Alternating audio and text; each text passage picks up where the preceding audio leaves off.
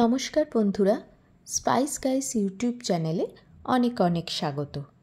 আজকে চলে এসেছি একটা আবার অন্য রান্না নিয়ে, চিল্লি ফিশ।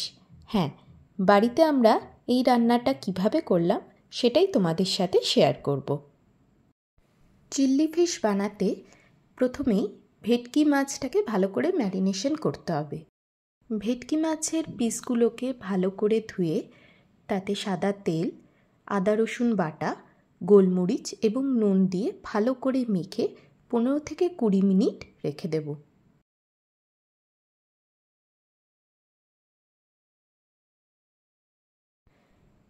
এরপর ময়দা আর কর্নফ্লাওয়ার এবং ডিমের সাদা অংশ দিয়ে ভালো করে মেখে গরম তেলে ভেজে নেব।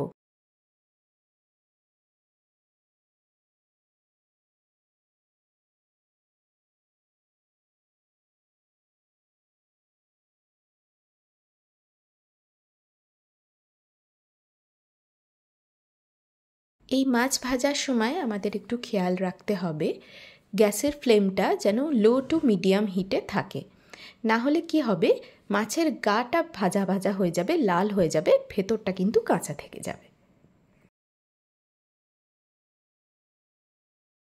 মাছগুলো ভাজা হয়ে গেলে এবার আমরা গ্রেভি বানাবো।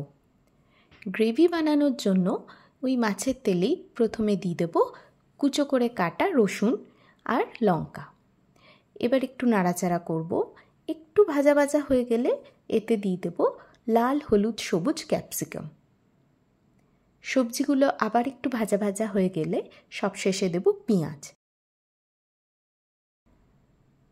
সবজিগুলোতে অল্প একটু নুন ছড়িয়ে ভালো করে নাড়াচাড়া করতে থাকব।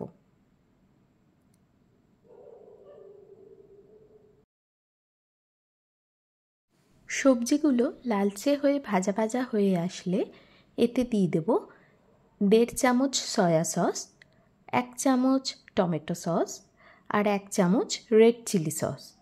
তোমরা যদি কেউ ঝাল একটু কম পছন্দ করো তাহলে এই রেড চিলি সসটা বাদও দিতে পারো।